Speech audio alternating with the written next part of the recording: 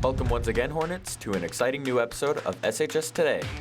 In today's show, Sarah Youssef introduces us to the use of AI in schools. Levi Carey walks us through the foreign exchange program. And finally, Alex Kwiatkowski shines the light on women's history. All this and more in the latest edition of SHS Today.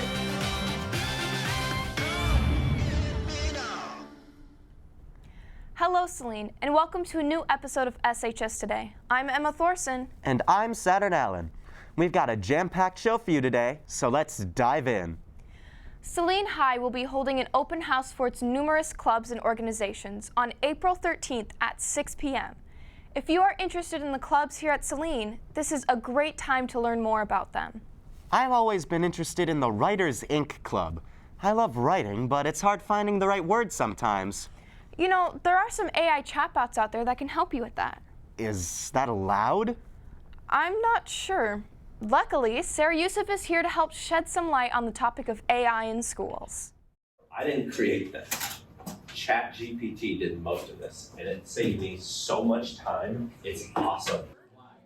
AI has taken large strides over the years, but in November of 2022, it changed more than ever.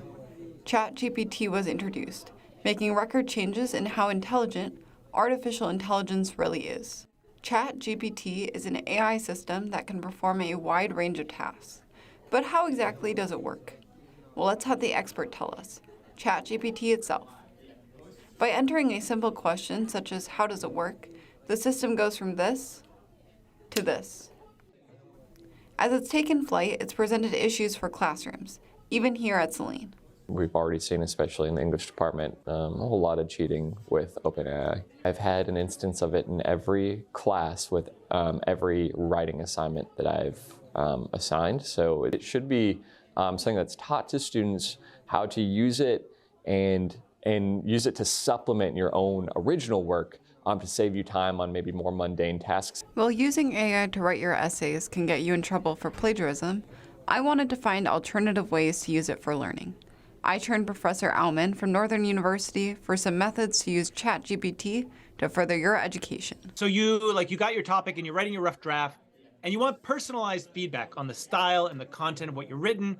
So you can paste your rough draft into the chat and ask it for individualized feedback. And I think that's a great way for students to use it.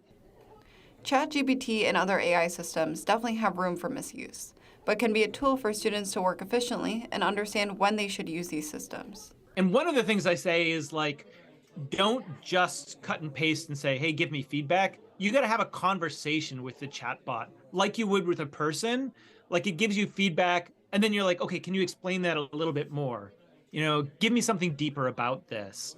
There's definitely work to come when implementing AI in and out of classrooms, but teachers are on the task. Reporting for SHS Today, I'm Sarah Youssef. Back to the studio. I never realized just how developed artificial intelligence has become. Thank you, Sarah, for showing us a new program that can help students with their writing. I definitely need it.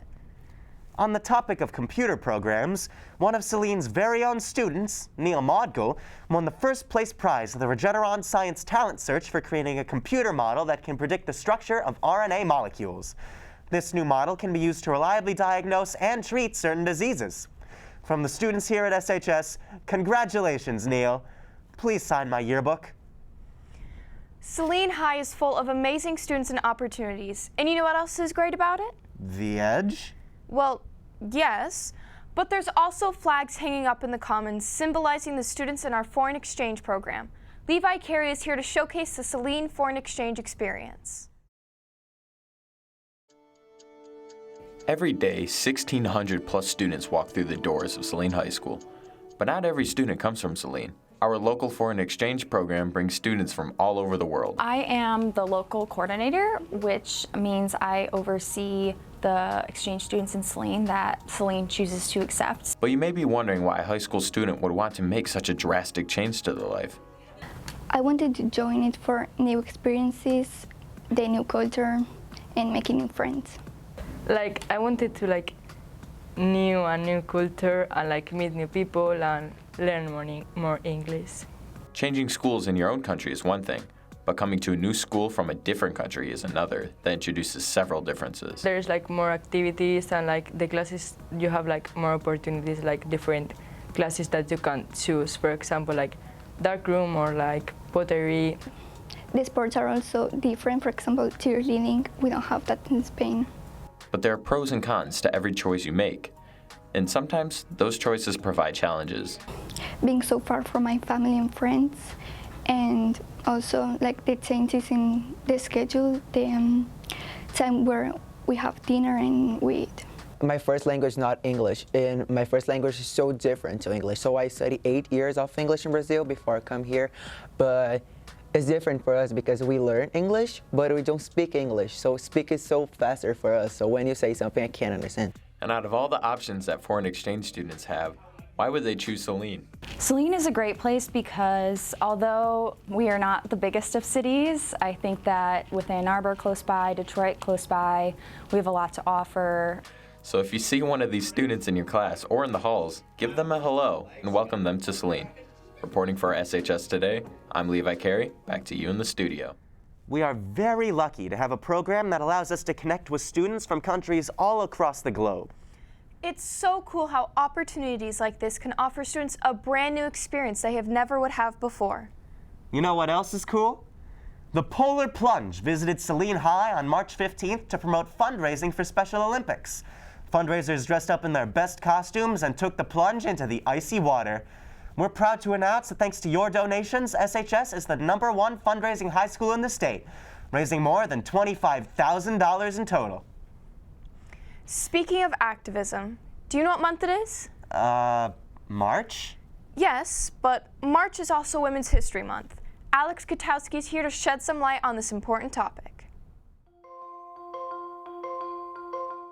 Women's History Month began with the Sonoma County Commission declaring it a local celebration in Santa Rosa, California, known at the time as Women's History Week.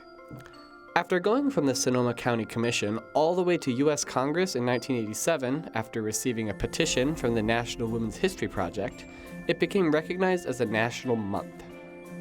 36 years later, this cause has stayed relevant, even in the halls of Saline High School.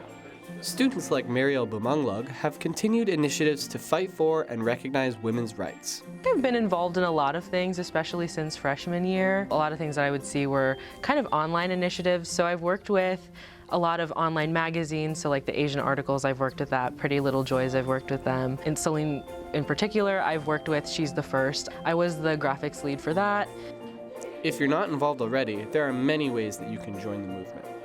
You know, there's a lot of controversy with like bodily autonomy and women's rights to be able to make their own medical decisions. In terms of that, I always think signing petitions is great. Go to protests, go to marches. All of these things help spread awareness. Women's History Month has different meanings to everyone, but ultimately it represents the contributions women have made throughout American history.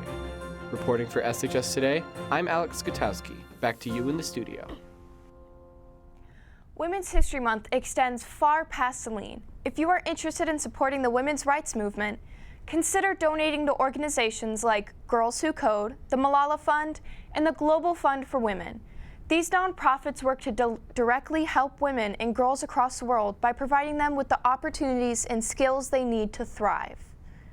Well, that's all we have for you this week, Saline. I hope you enjoyed the show. I'm Emma Thorsen. And I'm Saturn Allen. Be sure to follow us at Saline Video on Instagram and YouTube for show updates and behind-the-scenes content. Pop in when we return from spring break for an in-depth dive on the Polar Plunge, a new nerd news, and a look into the experience of a local business owner. And as always, have a great week, Hornets.